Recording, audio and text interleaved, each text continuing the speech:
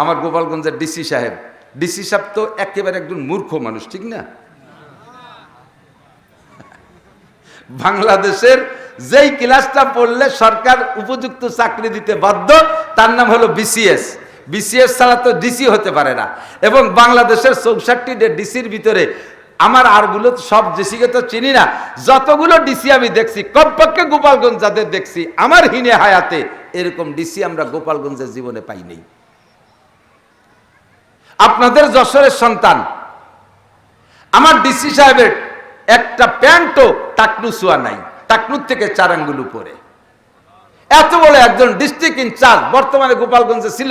MP seat 3টা, 3জন MP তো গায়েব হয়ে গেছে। 3 এমপি ডিউটি পালন করতেছে, তাহলে 3 এমপি সমপরিমাণ ক্ষমতার অধিকারী ডিসি সাহেব, ডিস্ট্রিক্ট ইনচার্জ ডিসি সাহেব, ডিস্ট্রিক্ট কমিশনার ডিসি সাহেব, 5 জন উপজেলা চেয়ারম্যানের পরিবর্তে কাজ করতেছে ডিসি সাহেব।